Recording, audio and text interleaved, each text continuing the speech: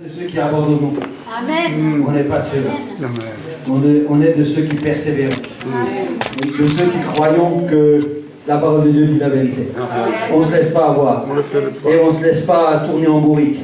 Alors je voulais tous vraiment vous saluer et vous souhaiter vraiment la bienvenue ce matin, parce que vous pouvez remercier votre Dieu qui vous a encore fait grâce de vous attirer ce matin. Alors je répète pour Martine qui vient d'arriver que j'étais très content de la voir ce matin. Ça faisait un moment que je ne l'avais pas vue, et c'est vrai qu'on devrait s'inquiéter. Quand les gens ne les voient pas, on devrait avoir ce souci de pouvoir de temps en temps les appeler, moi le premier bien entendu, parce que des fois on se laisse happer par la vie. Mais c'est vrai que le Seigneur lui est vigilant et il voit toutes choses. Alors mardi, alors je vais d'abord faire les annonces parce que j'ai vu Antoine. Antoine, est-ce que tu veux venir, Antoine? Amen, amen. Allez, viens Antoine, allez. Allez, on a dit on est des persévérants. Il faut que tu nous expliques le 27 ce qui va se passer. Ah oui. Ça c'est très très important pour tout le monde. Le 27, on va louer le Seigneur. Amen. On va donc un culte qu'on a appelé spécial jeune, donc ça nous concerne nous déjà. Et puis les plus jeunes aussi. Hein, il n'y en a pas beaucoup aujourd'hui des plus jeunes, c'est gentil. Content de te voir. Voilà. Donc invitez des jeunes de votre âge ou des plus jeunes. Ou des moins jeunes aussi. Hein. Non, on va avoir des témoignages, des jeunes qui vont venir, qui vont apporter des témoignages de ce qu'ils vivent avec Jésus-Christ. On sera vraiment un culte, je dirais tourner vers les jeunes. Pourquoi? Parce que c'est des jeunes qui vont témoigner. Donc, exactement. Si moi je témoigne et ma fille entend mon témoignage, oui, bon, elle connaît papa, quoi. Voilà, c'est pas pareil, n'est-ce pas, que si ma fille entend le témoignage d'une autre fille qui a son âge et qui lui raconte comment elle vit la vie avec Christ, le message va passer différemment, d'accord? C'est comme ça. Donc voilà pourquoi on appelle ça culte spécial jeune. Donc, et puis nous, ça va nous faire du bien aussi d'entendre des jeunes, vivre une vie avec Dieu. Avec le Seigneur. Voilà, 20 ans ils ont. 20 ans. Ah là là, putain, 20 ans, qu'est-ce qu'on faisait à 20 ans hein? Voilà, on voulait conquérir le monde et on a conquéri en partie. Bon, une flûte de A, oui, cassé, ça y est, c'est acquis. Une partie est faite. Il reste encore un peu à faire, mais on y va de l'avant. Donc non, c'est vraiment inviter du monde. Après, c'est suivi d'un repas communautaire pour qu'on puisse vraiment discuter ensemble. Donc vous connaissez des jeunes autour de vous, vous êtes à l'école, vous êtes au travail, enfin, de la famille, qu'importe, invitez des jeunes pour que ce culte puisse vraiment être une bénédiction pour eux. Amen. Amen. Voilà, c'est ce que j'avais à dire. Merci Antoine, bah, c'était pas mal, hein. C'était bien. Hein. Donc on se rappelle dimanche 27, hein, que chacun puisse vraiment se sentir impliqué. Hein. Je crois que c'est la volonté de Dieu que nous puissions nous aussi agir comme lui-même il agit. Le lundi 4, il y a le 9 à 18h30, hein, je crois, novembre. C'est au mois de novembre. Le 4 novembre, hein, 18h30. Là aussi, on demandera au diacre de préparer, il y a, je crois, une petite boisson, un rafraîchissement, de proposer, puisque c'est la réunion où les différentes églises viennent se présenter pour prier le soir chez nous. Donc, samedi, le premier samedi du mois de novembre, donc il y a le petit déjeuner où tout le monde est invité. Je le rappelle, hein, chaque fois. Hein. Là aussi, venez tous nombreux, hein, pour apprendre à se connaître, apprendre à savoir un peu qui on est, hein, et comment on fonctionne. Et je crois que c'est ça qui fonctionne dans l'Église. Amen. Amen. Donc, mardi dernier, j'avais commencé une parole sur Jean 15, verset 7, et j'avais dit que je la continuais dans 15 jours, mais je vais la continuer ce matin, parce que j'ai vu que le programme dans 15 jours, il est bien occupé, donc sûrement ça va disparaître. Et donc, je me suis dit que si je ne saisis pas l'occasion ce matin, peut-être elle ne se représentera jamais, donc j'ai saisi cette occasion de reparler de ce texte. Alors, il y en a qui l'ont déjà entendu, hein, en partie, hein. Mais vous savez que Dieu est bon, hein. Il est infiniment varié, donc vous n'allez pas entendre les mêmes paroles.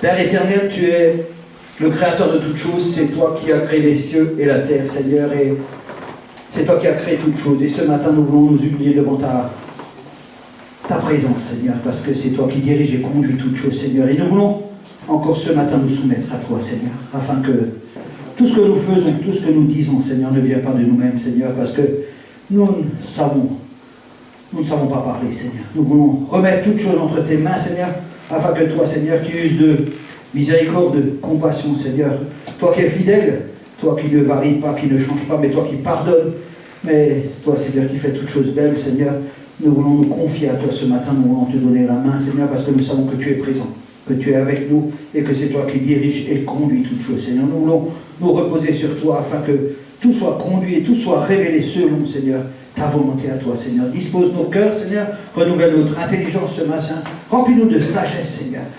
Remplis notre cœur de zèle, Seigneur, de te connaître, Seigneur, de ce désir, Seigneur, d'apprendre, Seigneur, de toi, Seigneur, encore, afin que nous puissions conduire notre vie, Seigneur, comme toi tu le souhaites, Seigneur, parce que tu as un plan pour chacun d'entre nous. Dans le bon nom de Jésus. Au nom de Jésus.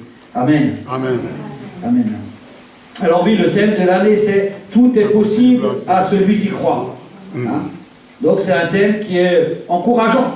C'est un thème qui nous fait aller de l'avant. Tout est possible à celui qui croit. Et de ce thème, on part sur Jean 15, verset 7. Alors, je suis allé un peu plus court que mardi parce que je ne fais pas toute l'entrée en matière, mais on va commencer pour terminer le sujet ce matin.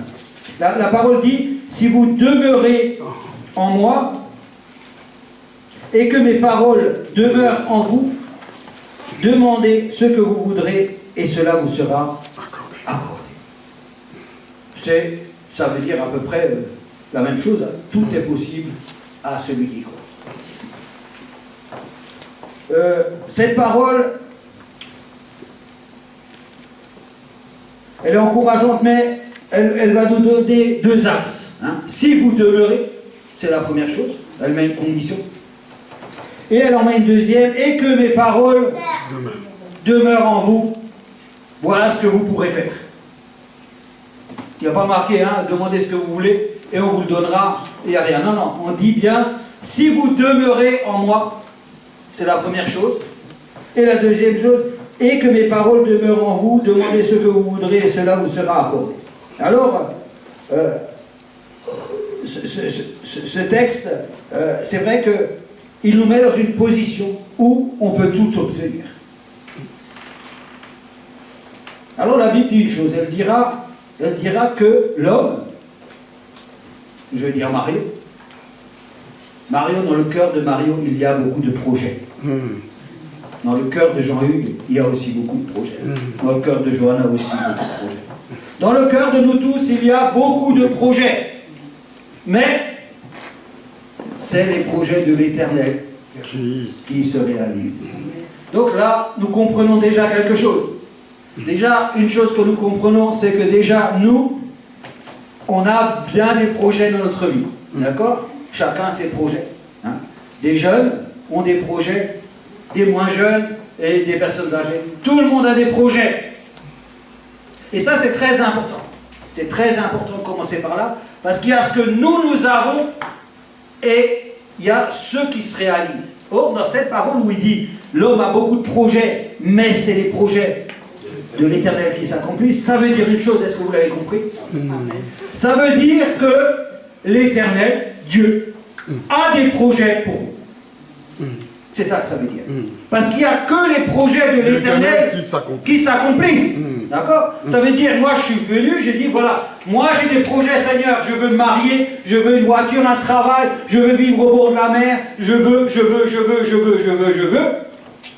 Et peut-être que dans tous ces projets, il y aurait une idée qui dirait, Seigneur, je veux te connaître.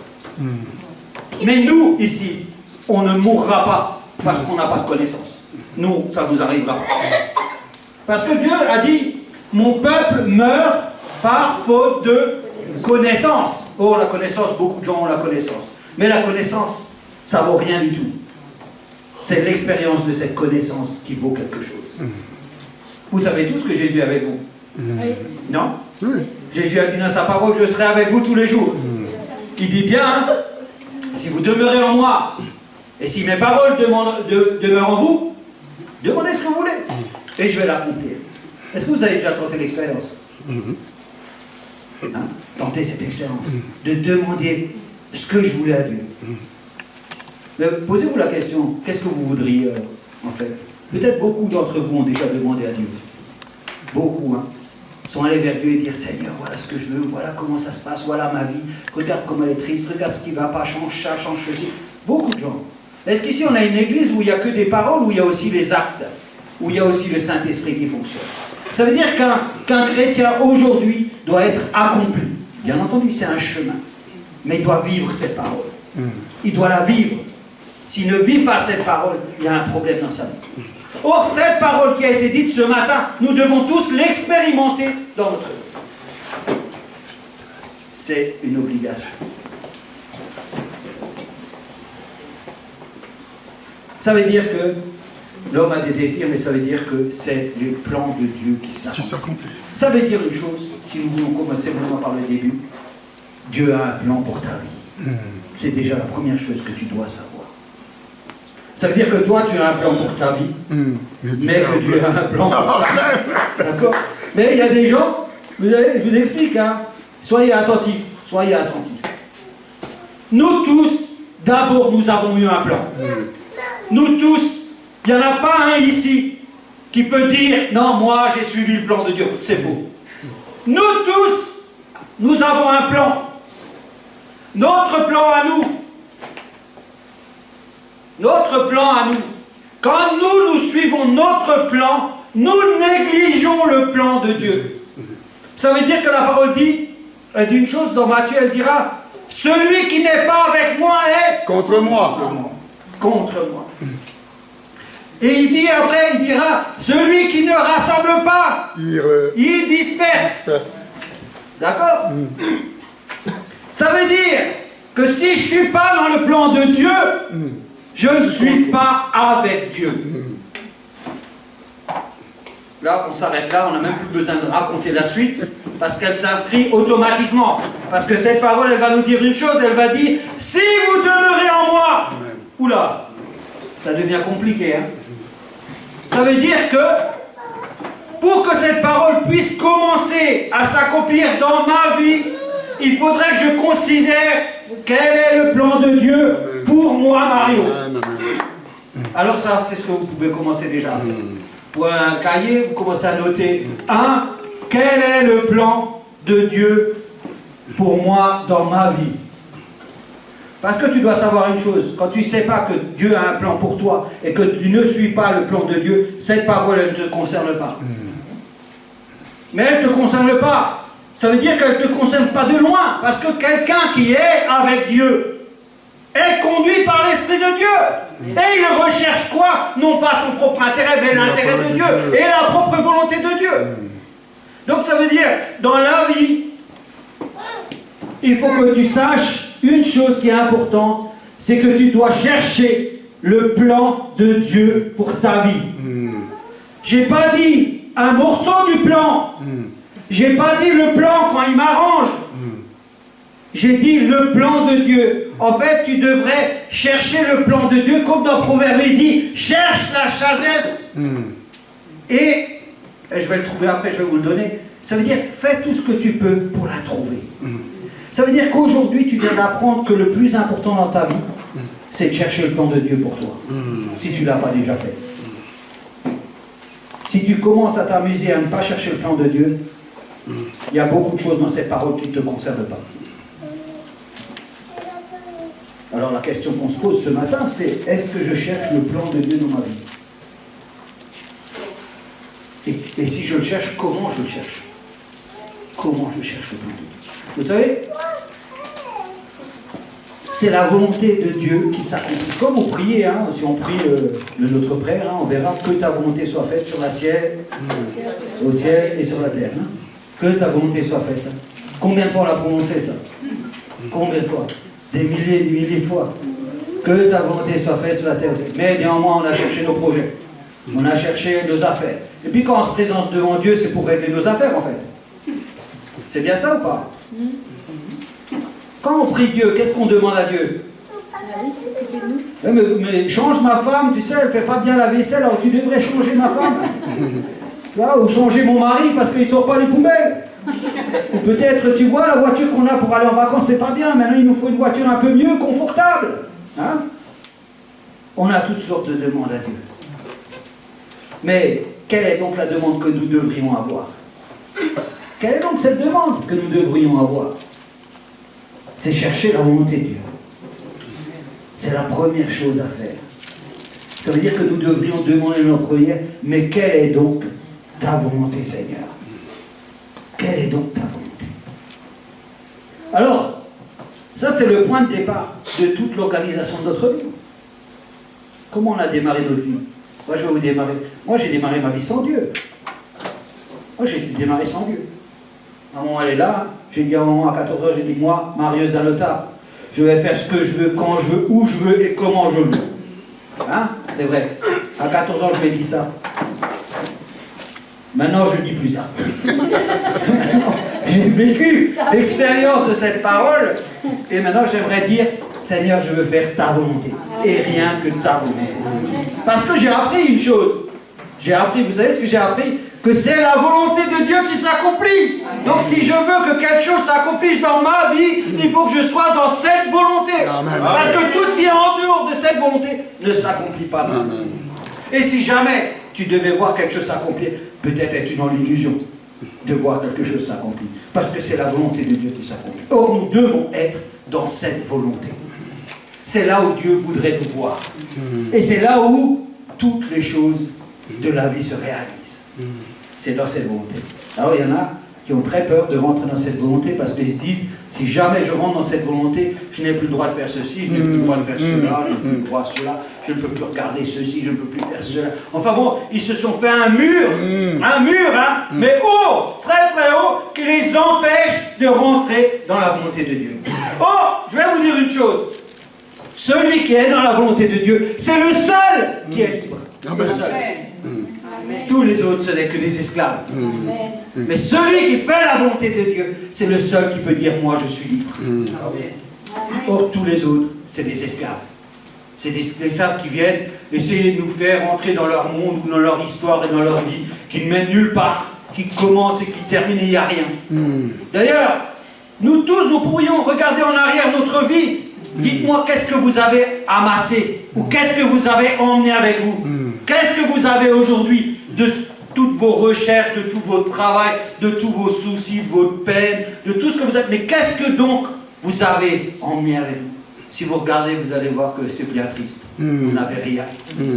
Parce que tout ce qu'on a cherché ne subsiste pas devant Dieu. Exactement. Or, si vous avez une chose, la seule dont vous pouvez vous dire j'ai quelque chose, c'est dire j'ai Jésus-Christ.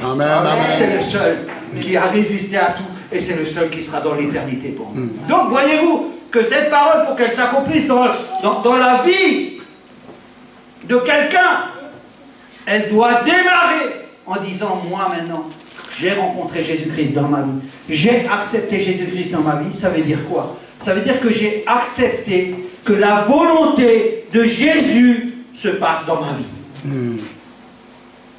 Ça veut dire que Jésus a le droit d'entrer dans ma vie et de me dire, Mario, le chemin que tu dois prendre, c'est celui-ci et pas un autre. C'est ce choix que j'ai fait. Est-ce qu'on a tous fait le même choix? Mais vous savez que ce chemin, il n'est pas si facile que ça. Il n'est pas si facile que ça, ce chemin. Combien de fois on a emprunté ce chemin?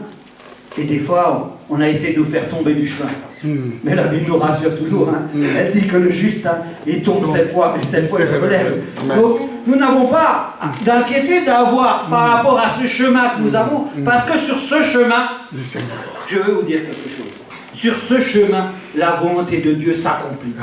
C'est sur ce chemin que la parole de Dieu s'accomplit. C'est sur ce chemin que Jésus dit, tous les jours, jusqu'à la fin du monde, je serai avec toi. C'est sur ce chemin, pas sur le chemin d'à côté. Il y a des gens qui se targuent de dire, ouais, Jésus a dit, il est avec moi tous les jours. Ah oui, il est avec toi tous les jours.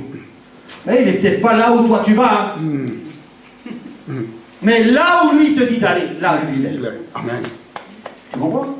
C'est-à-dire, des fois on prend des paroles comme ça, on se dit, ouais, Jésus est avec moi, ouais, on fait ce qu'on veut, on va où on veut, on est libre. Hein. Non, la liberté c'est ce chemin.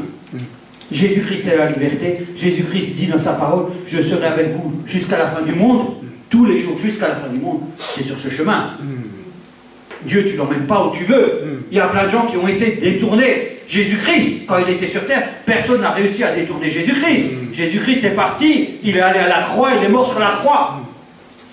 Or, nous aussi, nous voulons comprendre que dans notre vie de tous les jours, nous ne pouvons pas accéder à la vérité de cette parole parce que notre vie ne reflète pas le plan de Dieu.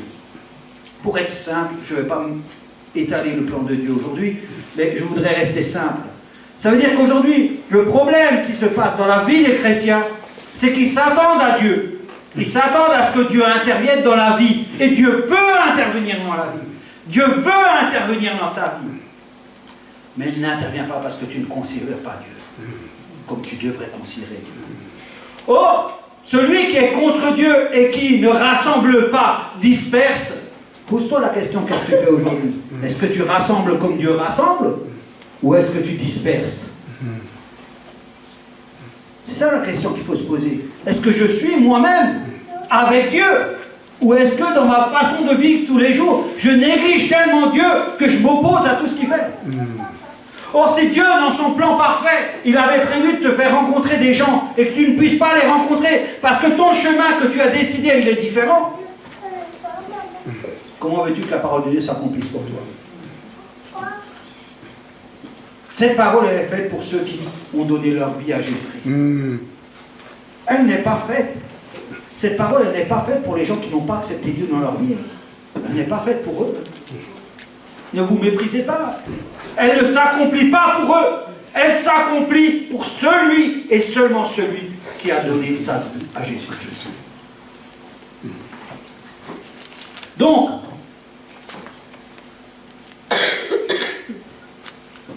pour que nous puissions faire que cette parole s'accomplisse dans la vie de tous les jours, notre vie de tous les jours, parce que peut-être pensez-vous que Dieu l'a dit à parler en l'air. Dieu n'a pas parlé en l'air. Le désir même de Dieu, la volonté même de Dieu, c'est que tout ce que tu demandes s'accomplisse dans ta vie. Amen. C'est ça la volonté de Dieu. C'est ça la vraie volonté de Dieu. C'est le désir même de Dieu, c'est de donner à ses enfants tout ce qu'ils ont besoin pour faire une vie parfaite selon la grâce de notre Seigneur. Or, même en n'y allant pas là, tu es à côté de la plaque. Ça veut dire vraiment que nous devons saisir ce que cette parole dit. Alors, comment faire pour vivre cette parole? Cette parole, déjà, quand on vit avec le Seigneur Jésus, et qu'on a cette relation avec le Seigneur Jésus, et qu'on est en communion avec le Seigneur Jésus, alors cette parole peut s'accomplir dans ta vie. C'est la relation que tu auras avec ton Dieu, avec Jésus-Christ, qui fera que cette parole puisse arriver à son terme dans ta vie. Parce que quand tu es en communion avec Dieu, ton vrai désir, c'est de servir Dieu. Quand tu es en communion avec Dieu, ton désir, c'est de servir ton Dieu. Tous tes désirs se portent vers lui et non pas sur les propositions de ce monde. Ça veut dire quoi? Ça veut dire simplement que si tu vis dans le monde, tu ne peux pas arriver là. Il faut que tu vises avec Jésus-Christ. Il faut que tu aies établi une relation dans ta vie, une vraie relation intime avec le Seigneur. Cette relation intime, elle démarre dans la lecture de la parole, dans la vie de prière, dans tes fréquentations, dans tes louanges, dans tes psaumes, dans tout ce que tu fais. Ça manifeste avec qui tu es. Si on prend Galates 5, verset 17.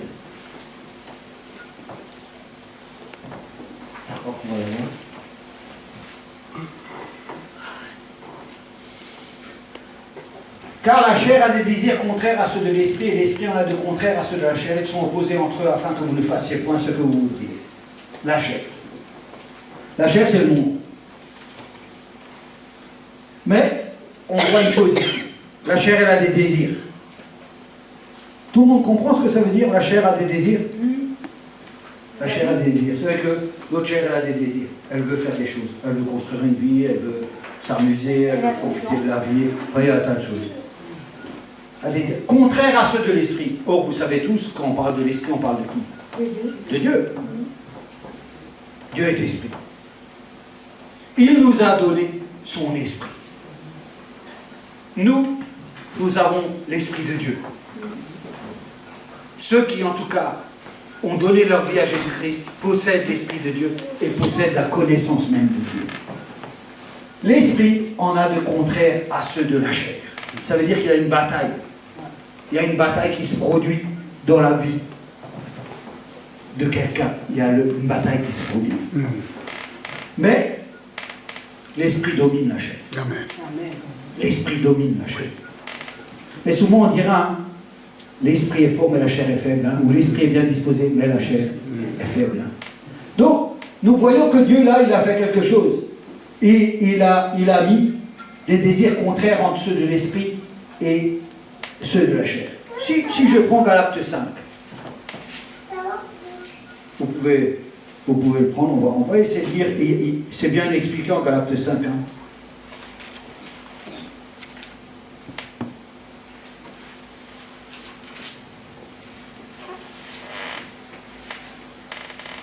C'est peut-être difficile de tout passer.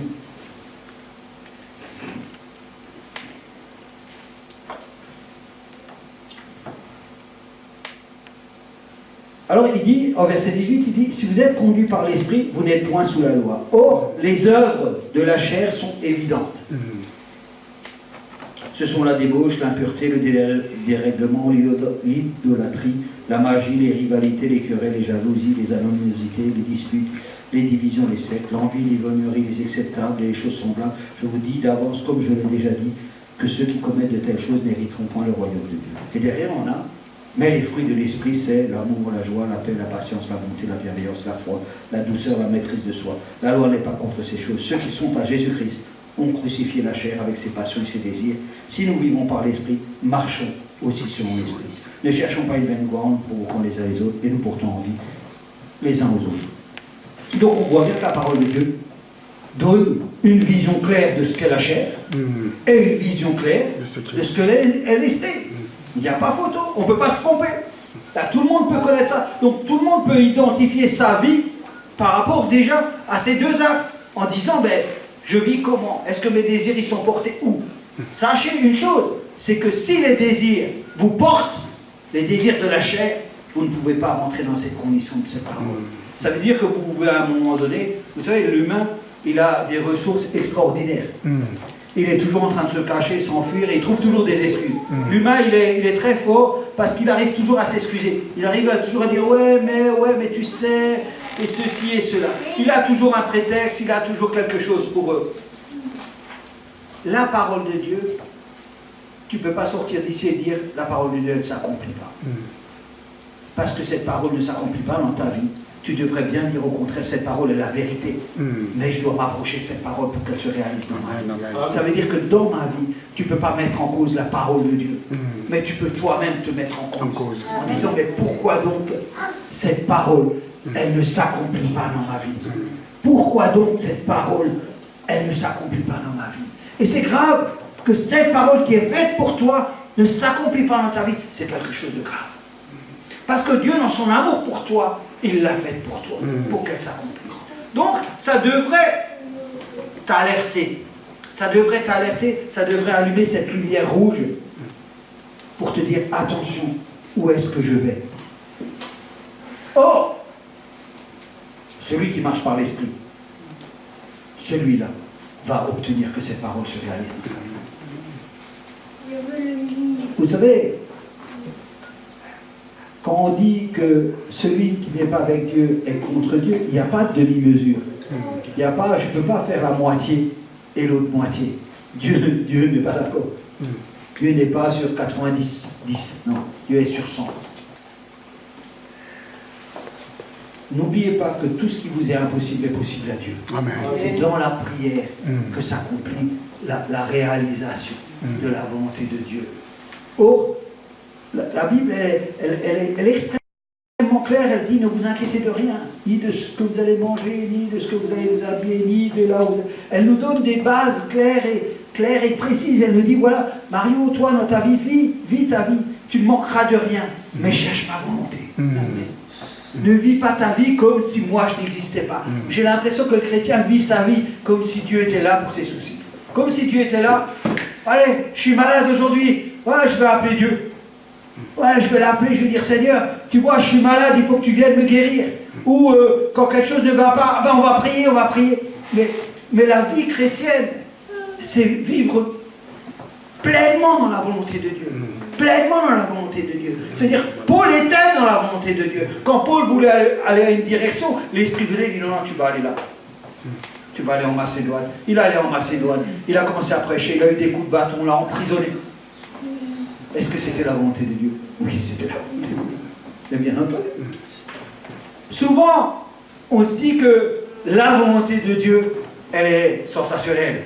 Elle nous permet d'accéder à tout ce que le monde propose. Non, non, non, non, non, non. Non, non, non, non. C'est pas comme ça. C'est pas ça le plan de Dieu. Le plan de Dieu, c'est pas que tu aies la plus belle maison. C'est pas que tu aies le plus beau travail. C'est pas que tu aies de belles vacances. Non, non, que tu as de beaux enfants intelligents. Non, non. Ça, c'est pas toujours la volonté de Dieu. Donc nous avons ce texte qui nous conduit dans cette direction en disant qu'aujourd'hui, le plan de Dieu, dans le plan de Dieu, tu dois vivre, non pas par la chair, mais par l'esprit. Ça, c'est quelque chose d'important. Donc, ça veut dire que tu dois avoir une relation intime avec ton Dieu. Une relation intime. C'est dans la relation intime qu'on commence à connaître la volonté même de Dieu pour toi. Vous savez que Dieu ne se trompe pas. Pour personne d'ici, Dieu ne se trompe. Vous pensez que Dieu est trop grand pour nous parler, qu'on ne comprend pas ce qu'on lui dit. Mais Dieu, quand il veut se faire comprendre, et tu le comprends parfaitement. Tu ne peux pas te cacher en disant, ouais, mais Dieu est loin, il ne peut pas m'expliquer. Si. Et si tu ne comprends pas, tu plies tes genoux et tu demandes au Seigneur de te faire comprendre. Et tu peux me garantir que tu vas comprendre exactement et précisément la volonté de Dieu dans ta vie. Tu ne peux pas échapper à ça. Dans Jean 4, verset 3, il va nous expliquer. On va le lire.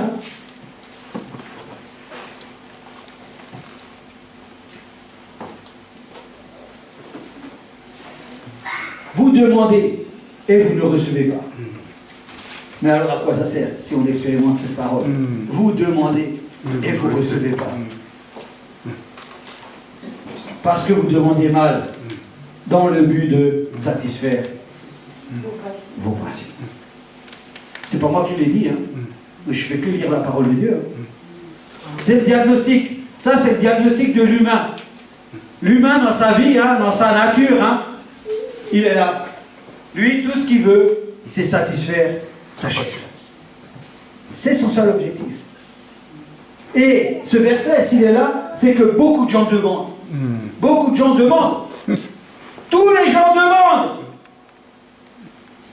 Et tous les gens n'obtiennent pas. Je dirais là-dessus, personne n'obtient. Pourquoi? C'est simplement dire, parce que vous demandez mal. Parce que vous ne demandez pas ma volonté. Parce que vous n'êtes pas dans ma volonté. Et comme vous n'êtes pas dans ma volonté, les choses ne s'accomplissent pas. Vous avez une réponse. C'est la réponse. Ça veut dire qu'aujourd'hui, quand j'entends ça, je devrais changer ma vision et mon comportement envers Dieu pour dire, moi je veux faire ta volonté. Ça c'est difficile. Ça c'est très difficile. Quand je dis cette parole, je sens qu'elle est difficile. Je sens combien on est fermé à faire la volonté de Dieu. Vous devriez ouvrir votre esprit.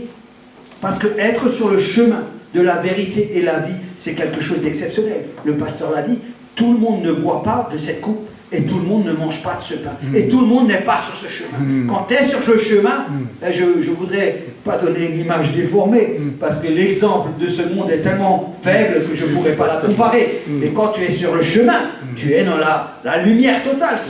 Il n'y a pas de comparaison possible. Tu vis une vie exceptionnelle. Quand Paul, ils l'ont tabassé, ils l'ont enchaîné, ils l'ont mis 40 coups de fouet, ils l'ont mis dans les prisons. Vous savez, les prisons à cette époque-là, il n'y avait pas la télé, il n'y avait pas de béton, c'était pas comme maintenant. Ce gars-là, il a commencé à louer l'Éternel. On peut dire qu'il était malheureux. Il avait trouvé la joie en faisant la volonté de Dieu. Il était dans la joie. Or, cette joie, tu ne l'as pas quand tu fais ta propre volonté. Tu es dans la tristesse et tu es dans l'attente que cette volonté arrive et elle n'arrive jamais. Donc, nous avons vu ces deux cas. Donc, Quand nous voulons construire notre vie et que nous avons des projets, nous pouvons faire la chose suivante. Hein. Nous pouvons dire, ouais, Seigneur, je te prie que ceci et cela arrive dans ma vie. Enfin, tu fais comme tu veux. Hein. Parce que si ça se réalise, ça vient de toi. Et puis si ça ne se réalise pas, bah tant pis. Là, ça c'est l'humain, parce que c'est l'humain qui se dit, bah à la limite, je m'en fous. Hein. Si Dieu veut, bah, on le fait. Et si Dieu veut pas, bah ça se passe pas. Et puis on est bien content comme ça, parce qu'en fait... le problème, c'est Dieu. C'est pas nous, hein. Nous, on a exposé les fêtes à Dieu. Et ouais, c'est-à-dire, ça serait bien que tu agisses parce que moi, je veux ça. Vous savez, il y a beaucoup de chrétiens qui viennent et disent, ouais, de toute façon, hein, si c'est pas la volonté de Dieu, tu sais ce qui se passe? Dieu ferme la porte. Ah bah non, il ferme pas la porte. Hein. Ah non, non, non. Ou alors, il y en a un autre qui vient et dit, tu sais, si c'est la volonté de Dieu, hein, il va ouvrir ta 10 portes, mais il va ouvrir celle pour toi. Hein. Moi, je vais vous dire un truc. Jamais, mais jamais ça n'arrive comme ça. Jamais. Jamais. Jamais Dieu ouvre la porte et jamais Dieu ferme la porte. Jamais, jamais. Ce n'est que le fruit de ton illusion. Ça, c'est comme si on jouait avec Dieu. C'est comme si on disait, écoute Dieu, bah écoute, on va faire reposer. Non, non, Dieu n'ouvre pas les portes et ferme pas les portes. Quand on demande à Dieu quelque chose, on est sûr de l'obtenir. C'est pas je demande et je verrai si Dieu va m'accorder. Non, non, ça c'est les bricoleurs de la chair. Ça c'est dans l'esprit, ça ne fonctionne pas. Ça ne marche pas. Quand Dieu dit une chose, la chose s'accomplit. Or, si moi je vis par l'esprit, je vis en Dieu et je suis en communion avec Dieu, quand je demande quelque chose à mon Père, il est celui qui réalise la chose dans ma vie. Et dans ma prière, dans ma demande, j'ai l'assurance et l'intime conviction que ce que je demande, je vais l'obtenir. On ne joue pas dans un carré où on met Dieu à l'épreuve en lui disant « Ouais, mais écoute Seigneur, si tu ouvres, je ne comprends pas, ouvre-moi une porte et je vais y aller. » Non, non, non, non, non. Non, non. Soyons sérieux. Soyons sérieux. Dieu ne fonctionne pas du tout comme ça. C'est une erreur, une grosse erreur de penser que Dieu est à la merci de nos imaginations et de notre volonté. Non. Dieu ne fait pas comme ça. Dieu a d'abord un plan dans ta vie. Ce plan, tu dois le suivre. Ça veut dire, le suivre, ça veut dire, tu dois t'en inquiéter. Tu dois t'inquiéter tous les jours de ta vie, tu dois demander à Dieu de t'ouvrir les yeux pour que tu puisses marcher dans ce chemin. Ça, c'est la marche de l'esprit avec ce Dieu-là que tu sers. Cette marche, elle n'est pas tous les 6 mois, toutes les semaines, ou quand tu te sens bien ou pas. Non, elle est tous les jours de ta vie. Tu t'alignes sur ce que Dieu veut dans ta vie. Ça veut dire que toutes tes priorités, tu les mets de côté et tu donnes une priorité à la volonté de ton Dieu. Et non pas du peut-être, de la chance ou je ne sais pas, quelque chose qui va s'accommoder avec. Non, non, non, non. La parole de Dieu, elle est la vérité. Elle est sûre. Celui qui donne tout le poids de la parole de Dieu, c'est Dieu lui-même. Qui est donc comme Dieu? Personne. Donc, il faut que tu saches que c'est comme ça que tu marches avec Dieu. C'est en faisant sa volonté. En cherchant à faire sa volonté. Je vais vous dire quelque chose. Si faire la volonté de Dieu, c'est arrêter de travailler, aucun de nous ferait la volonté de Dieu. Vous savez, Dieu a créé l'homme libre. Libre. Vous entendez? Libre. Ça veut dire quoi? Ça veut dire que Dieu respecte le choix que l'homme fait dans sa vie. Mais son esprit est toujours là, si le choix est mauvais, pour essayer de l'attirer à lui sur le chemin. Dieu fera toujours ça. Vous savez pourquoi il le fait? Parce que Dieu t'aime. T'aime d'un amour qui a coûté la vie à Jésus-Christ. Donc, Dieu cherchera toujours à t'attirer à lui pour que tu lui appartiennes. Néanmoins, l'homme a sa liberté et son propre choix. Combien de fois Dieu a exaucé des prières et l'homme n'est pas resté sur cette voie que Dieu avait exaucée? Tu sais, moi j'ai entendu des gens, ils sont venus me dire ouais, ils ont divorcé. Je prends le cas parce que ce cas-là, il est très parlant. Ouais, mais pourtant, j'avais prié Dieu et Dieu m'avait montré mon épouse. Et j'ai suivi pleinement la voie de Dieu. Mais on a divorcé, ça veut dire que c'était pas le choix de Dieu. C'était pas le choix de Dieu parce qu'elle a divorcé. Mais c'était le choix de Dieu. C'était vraiment le choix de Dieu. Parce qu'on croit que quand c'est le choix de Dieu, tout est facile, tout est automatique. Hein? Si c'était le choix de Dieu, je fais ce que je veux avec ma femme et puis on restera mariés toute sa vie. Non, non, on a des responsabilités par rapport au choix. On a des responsabilités. Ça veut dire si Dieu te donne une épouse ou un mari, tu dois veiller tous les jours de ta vie sur ton épouse et sur ton mari. Et tu ne peux pas te dire, oui, parce que ce n'est pas la volonté de Dieu, on va divorcer. Non, non, ça c'est n'importe quoi, ça. Ça c'est n'importe quoi. Donc, il faut bien comprendre quelle est la volonté de Dieu. Quand la volonté de Dieu arrive dans ta vie, il faut que tu veilles sur cette volonté qu'elle s'accomplisse. Et Dieu est à tes côtés pour qu'elle s'accomplisse, cette volonté. Souvent, la volonté de Dieu s'est accomplie dans la vie des gens, mais ils ont abandonné cette volonté, cette vie, pour aller s'occuper de ce qu'il y avait dans ce monde. Ça veut dire que si tu ne t'impliques pas dans cette volonté que Dieu a pour toi, le malin peut t'en faire sortir de cette volonté. La volonté de Dieu, elle n'est pas compliquée. Elle est assez simple, la volonté de Dieu. Déjà, d'un point de vue général, je dirais, parce que nous sommes tous soumis à cette vision générale de la volonté de Dieu. La volonté de Dieu, c'est que quoi? C'est que nous nous aimons les uns les autres. Vous savez bien que Dieu est d'abord amour. Il a manifesté quoi en premier envers nous? Qu'est-ce qu'il a manifesté? Moi, Dieu, envers Mario Zalota, il a manifesté son amour. Pourquoi? Parce qu'il est venu me chercher là où j'étais. Il m'a dit, moi, j'ai autre chose à te proposer que cette vie. Voilà, Jésus-Christ est mort pour toi, prends ma main, et j'ai pris sa main. Et mon avenir a changé. La direction de ma vie a changé. Et j'ai pu expérimenter que sa parole était la vérité, qu'elle allait s'accomplir. Mais bien entendu, il y avait des conditions. Les conditions, c'est que je vive avec Jésus-Christ tous les jours de ma vie. C'était la première des conditions, c'est que j'ai une relation intime avec ce Dieu-là. C'est ça la condition, parce que de là allait naître cette amitié profonde, cette relation intime entre lui et moi. Et c'est ça qu'on doit démarrer maintenant. On ne peut pas prétendre que cette parole vienne s'accomplir. Vous savez, quand on parle de Paul, de certains apôtres, on parle de ces gens-là en disant, ouais, Paul, quand les mouchoirs tombaient, la Bible dit que les gens touchaient les mouchoirs, ils étaient guéris. Mais on ne vous raconte pas comment Paul vivait. On ne vous raconte pas. Quand Paul dit, moi je suis venu prêcher avec la pensée, la seule pensée de prêcher Jésus-Christ, vous imaginez ce qu'il vient de dire? Vous imaginez? Ça veut dire que la seule pensée que cet homme-là avait, sa préoccupation de sa vie, c'était de prêcher Jésus-Christ ressuscité. Est-ce que tu as cette pensée? Ou cette seule pensée? Mais lui, il n'avait pas de travail, il n'avait personne. La seule pensée de Paul, c'était de prêcher Jésus-Christ. Et Jésus-Christ ressuscité. Ça veut dire que ce gars-là, et on ne le voyait plus, il était mort en Christ. Ça veut dire que quand il marchait, que le mouchoir tombait, c'était Jésus qui marchait. Parce qu'on ne voyait plus Paul. Paul était même dans Jésus-Christ. Il était noyé dans Jésus-Christ. Il n'y avait pas Paul et Jésus. Il n'y avait que Jésus. Amen. On ne voyait plus Paul. On peut prétendre avoir ça. Tous les jours, tu te lèves avec la seule pensée d'aller annoncer Jésus-Christ et Jésus-Christ ressuscité. Mais le jour où tu auras cette pensée, toi aussi, quand tu jetteras le mouchoir, les gens seront guéris. C'est comme ça la parole de Dieu. La parole de Dieu, c'est Jésus-Christ. Donc,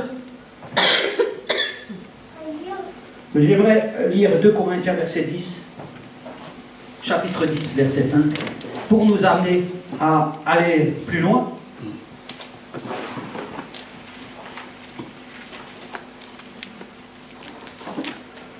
Nous renversons les raisonnements et toutes les hauteurs qui s'élèvent contre la connaissance de Dieu et nous amenons toute pensée captive à l'obéissance de Christ. Ça, c'est la grande condition. Toute pensée. Qu'est-ce qu'elle dit la Bible? Tu aimeras ton Dieu de tout ton cœur, de toute ton âme, de toute ta pensée. La pensée est très importante. C'est-à-dire que dans le monde, il y a plein de gens qui divaguent. Vous savez, quand vous les voyez, vous avez l'impression qu'ils sont tous normaux, que tout va bien. Mais vous ne connaissez pas ce qui se passe dans la tête des gens. Mais vous les connaissez comment? Quand vous les voyez faire. Quand vous voyez faire les gens. Aujourd'hui, il y a des gens qui tuent leur mari, il y a des maris qui tuent leur femme. On entend à la radio, Je crois que j'ai entendu 121 femmes depuis le début de l'année qui sont tuées par leur conjoint. Non mais, l'absurdité. Ça veut dire, un homme et une femme que Dieu a unis pour vivre ensemble, pour prendre soin un de l'autre, pour fonder un foyer, pour élever des enfants, pour être des témoins de l'amour de Jésus-Christ. Centre tout comme ça. Mais vous imaginez le désastre. Ben ça c'est un truc inimaginable. Et aujourd'hui, tous les jours la radio, vous l'allumez, compte une femme en plus. Mais quand ces deux personnes se sont rencontrées dans la pensée de celui qui allait tuer l'autre, ça ne se voyait pas sur son visage. Mais sauf un jour dans la pensée de la tête, on ne sait pas ce qui s'est passé dans sa pensée. Mais il a commis l'acte et il allait tuer. Pour la raison, c'est pas grave pour la raison. Mais en tout cas, c'est arrivé. Parce que dans la vie des gens, il y a beaucoup de choses qui se passent dans leur tête, qui ne maîtrisent pas, qui convoitent entre les publicités, la télévision, et tout ce qu'on vous fait, on vous confronte jour après jour. Aujourd'hui, la pression sociale pour que vous puissiez réussir. Antoine l'avait dit l'autre fois, le gouvernement cherche à nous faire peur par ci, par ça, parce que les gens, peut-être certains d'entre vous, ne sont pas observateurs du déclin de ce monde. Mais si vous vous asseyez, parce que vous ne voulez rien faire d'autre que observer qu'est-ce qui se passe dans le monde, vous allez comprendre que là, il y a quelque chose qui se passe. Mais quand vous êtes occupé et vous vaquez à toutes vos occupations, vous n'avez pas le temps de voir ce qui se passe. Et en tout cas, je vais vous dire quelque chose. Le monde, le seul but pour que vous ne voyez pas, il est en train de vous occuper. C'est le grand problème de ce monde aujourd'hui. Le premier problème du monde, c'est que le monde fait tellement d'activités et tellement de distractions qu'ici, aujourd'hui, plus personne ne voit rien. Exact. En fait, grâce à ça, ils ont rendu les gens aveugles.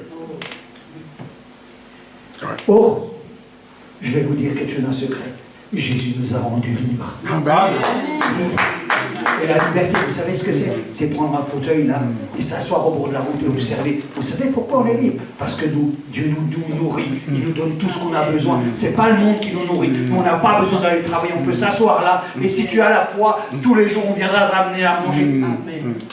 Et des habits. Mais nous n'avons pas encore ce courage. Nous n'avons pas encore compris que c'est cette parole, elle va s'accomplir. Amen.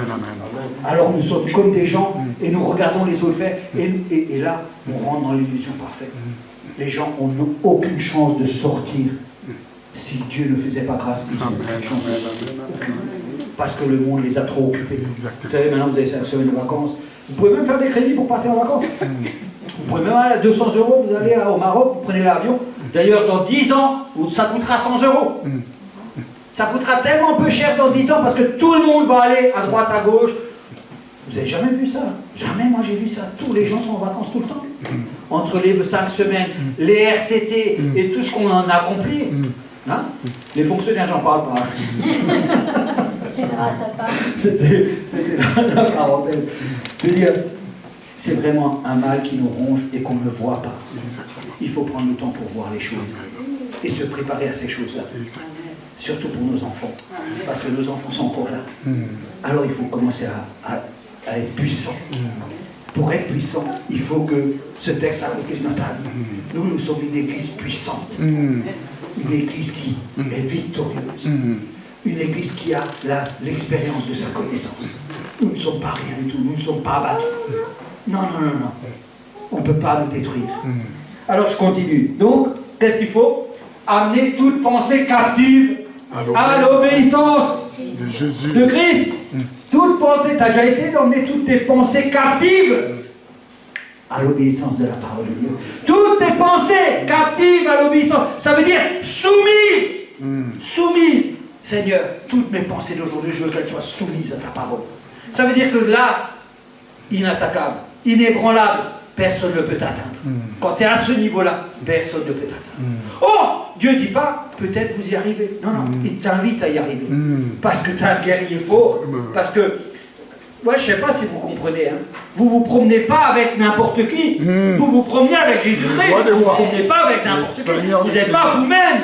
Vous vous promenez avec la seule puissance qu'il y a dans tout l'univers. Exactement. On a chanté que celui qui est avec moi, qui peut faire contre moi? On l'a chanté là. Là, Dieu nous donne une porte, il nous dit, mais rentre là, Là, je te préserve, là, je te garde. Là, je te donne tout ce que tu as besoin. Il faut prier Dieu pour que toutes nos pensées soient captives à l'obéissance de la parole de Dieu. Nous ne sommes pas une secte ici, hein? Pas du tout. Hein? Mais si vous voulez connaître et voir la puissance de Dieu se manifester dans votre vie, alors vous devez commencer là. Amen. Parce que nous, on a des pensées. Hein? Alors là, on a pensé. Vous savez, les pensées, c'est les projets aussi. Hein? Les pensées, c'est de dire, ah ouais, et t'as vu l'autre, comment il m'a parlé? Attends ce que je vais lui faire. Attends que ça se...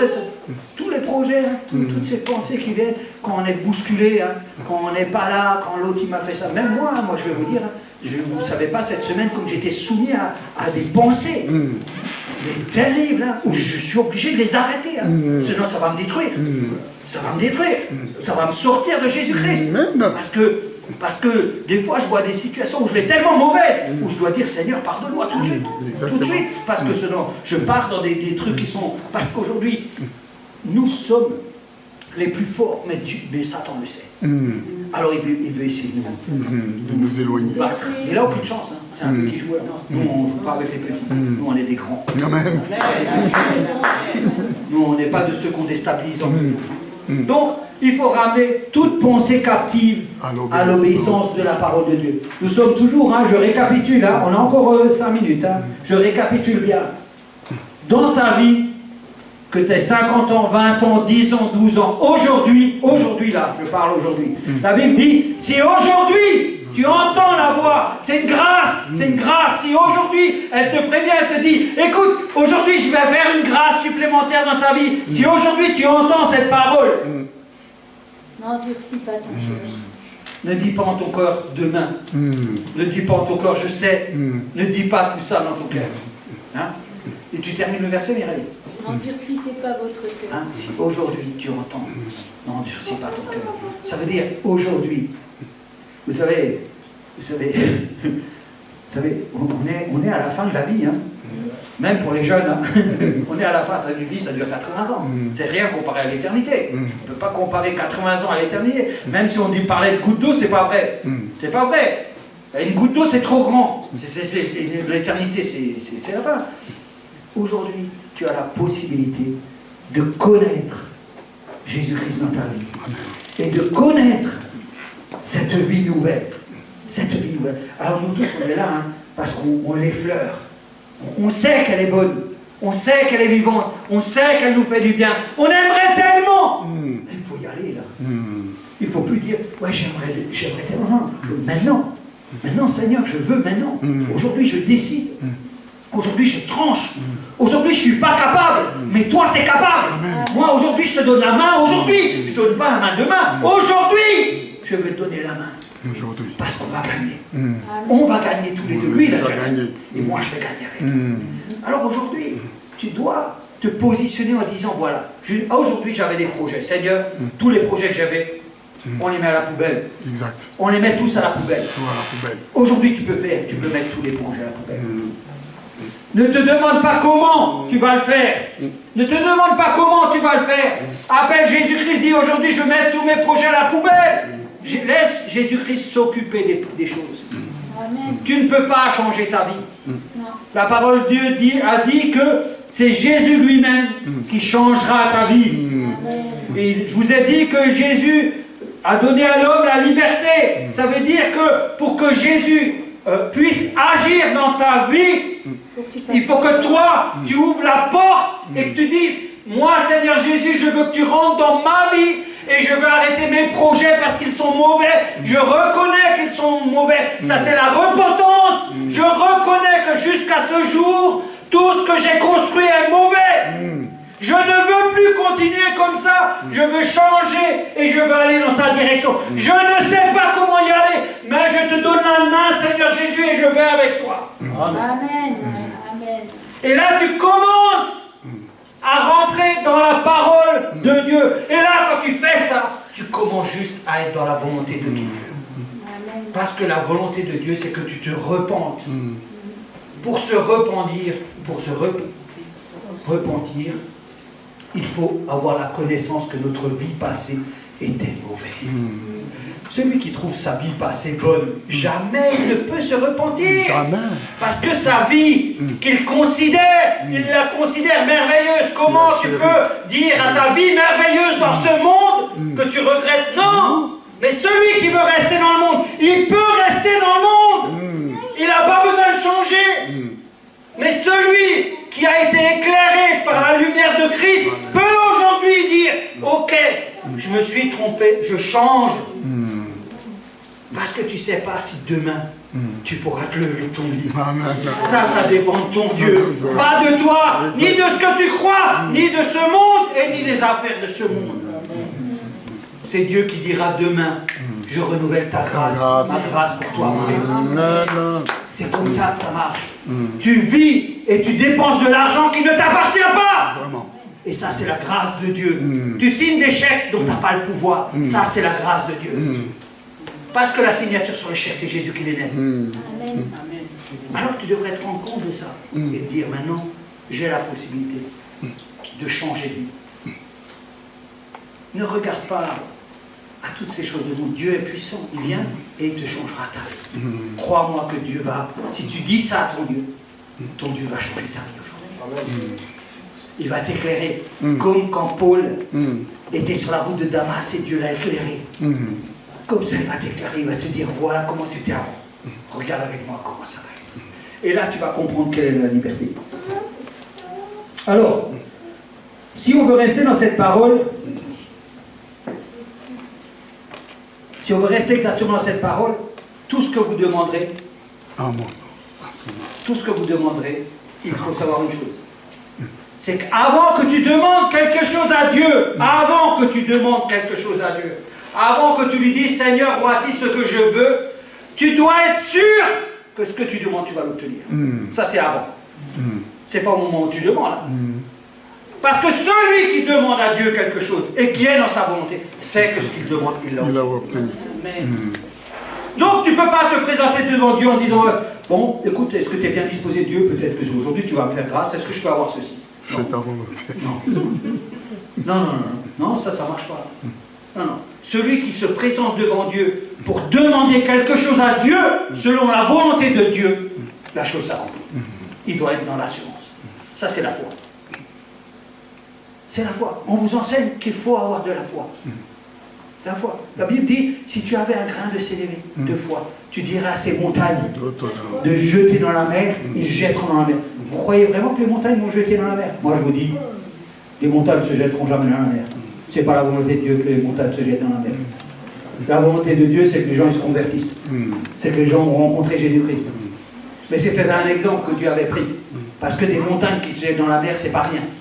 Donc, si tu avais cette foi, quand tu pries, tu sais, quand tu pries comme l'évangéliste nous a dit, hein, il est venu, il nous a raconté, il nous a dit, voilà, moi je suis allé voir, j'ai entendu Jésus-Christ sauve, je suis allé et j'ai prié selon ta parole, selon ta parole. Et la chose s'est accomplie. Les choses s'accomplissent pour la gloire de notre Dieu. Elles ne s'accomplissent que dans le cadre de la gloire de notre Dieu et de la volonté de notre Dieu. Regardez Jésus-Christ. Est-ce que Jésus-Christ, dans toute la parole de Dieu, il a raté quelque chose? Non. Est-ce qu'il a raté quelque chose? Ou est-ce qu'il a remis quelque chose au lendemain? Non. Ou alors il s'est mis à genoux à prier et puis il a invoqué... Non? Non? Une seule fois il va prier, il va dire je te prie pour leur montrer. Parce que moi, je sais que quand je te demande quelque chose, la chose s'accomplit. C'est comme ça que ça marche. Exactement pareil. Oh, ce Jésus a dit, ceux qui viennent après moi feront des choses plus grandes que moi. Ça veut dire que, aujourd'hui, dans le monde où nous vivons, nous, notre Église, je parle de notre Église, nous devons demain guérir des malades. Parce que vous savez quoi? C'est la volonté de Dieu de guérir des malades.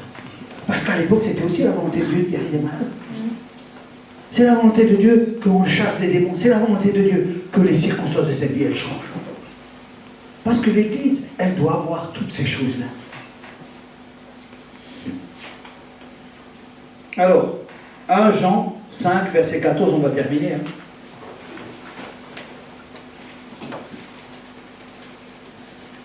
qu'est-ce qu'il nous dit? 1 Jean 5, 14, 15.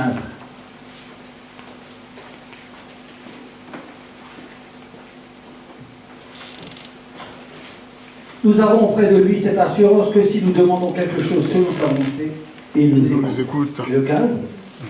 Et si nous savons qu'il nous écoute, nous savons que nous possédons la chose que nous lui avons demandé, quelle qu'elle soit. Amen. Ça, c'est notre assurance. Alléluia. C'est la Bible qui le dit. Tout ce qu'on a dit ce matin, c'est la parole de Dieu qui l'a dit. Alors, je ne vais pas aller plus loin. Je vais rester là. Je vais voir si j'avais...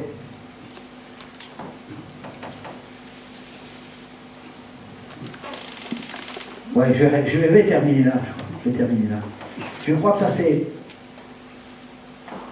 ça que nous avons. Nous avons besoin dans notre vie tous les jours de demander à Dieu des choses.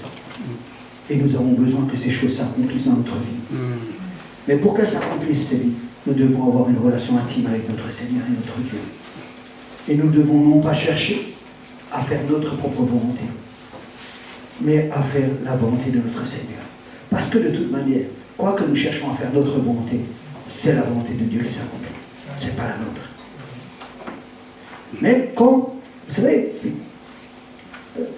quand nous ne cherchons pas à faire la volonté de Dieu, ça veut dire que nous travaillons à l'encontre de notre Dieu. Ça veut dire que nous commençons non plus à rassembler les gens, mais nous commençons à disperser les gens autour de nous. Pour moi, j'aimerais que nous ayons bien compris ce message. Alors, je vais rajouter quelque chose pour encourager. Parce que vous savez, Dieu a créé les cieux et la terre pour l'homme. Il connaît l'homme, il a des besoins alors. Et il lui accorde sa grâce sur ses besoins. La Bible dit une chose, elle dit une chose dont vous devriez garder en mémoire ce verset. Toute chose concourt au bien de ceux qui cherchent Dieu. Je vais le changer.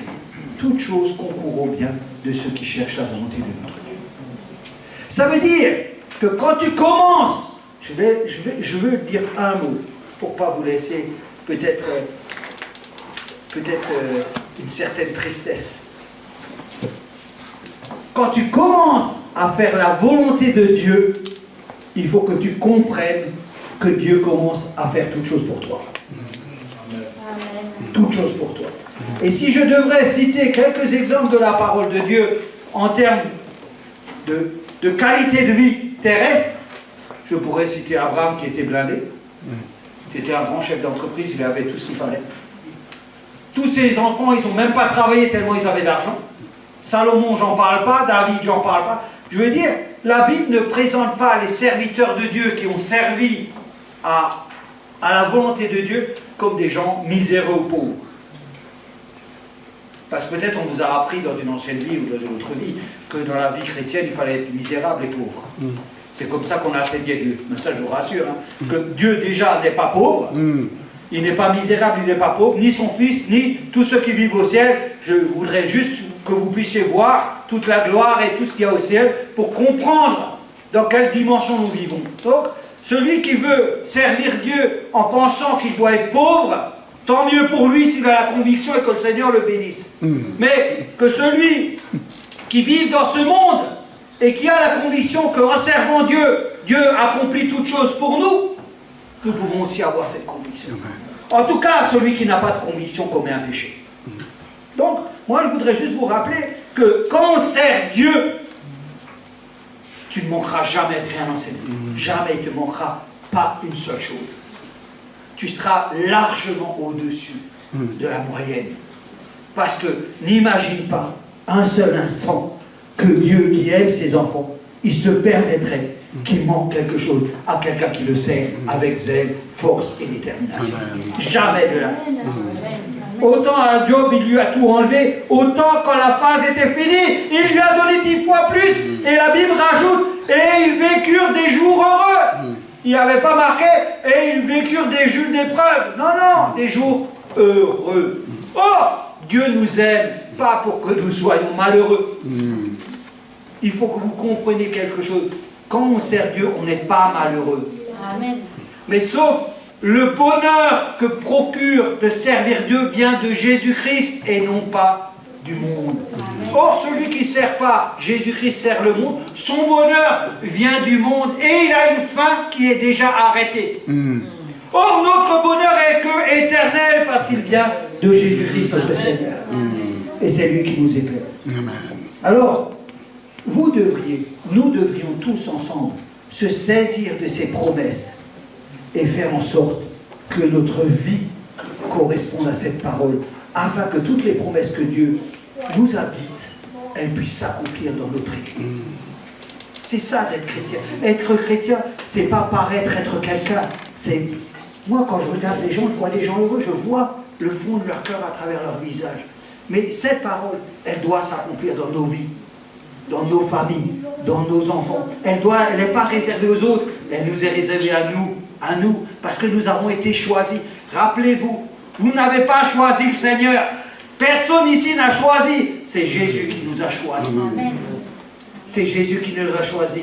Et non seulement il nous a choisis, mais il nous a fait une promesse. C'est lui qui va nous changer, qui va nous transformer et qui va nous apporter à la stature parfaite de Jésus-Christ. Donc nous devrions être tous rassurés, être dans la joie et nous aimer les uns aux autres pour pouvoir être au bénéfice, chaque jour se battre pour que la volonté de Dieu s'accomplisse dans ma vie, dans ma famille, dans mon travail. Là où Dieu m'a établi, il faut que je règne. Personne n'a le droit de régner. Là où Dieu m'a établi, c'est moi qui règne. Dans les maisons de retraite, dans les travaux là, c'est nous qui sommes les lumières du monde. Et nous devons régner parce que Dieu nous a donné le pouvoir de le faire. Amen. Rappelez-vous, la parole de Dieu dit, il a donné à ses enfants le pouvoir de faire. Donc je voudrais tous vous encourager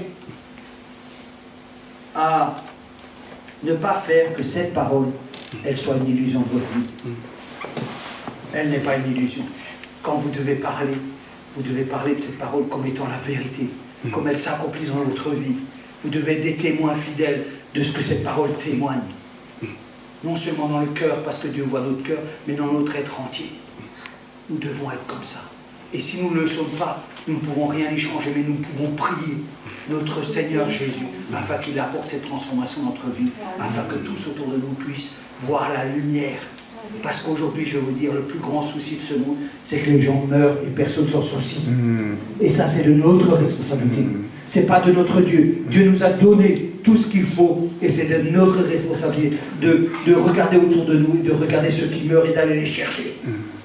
Oui. Parce que je veux vous rappeler une chose, Jésus aussi vous a cherché. Amen. Amen. Que le Seigneur soit béni.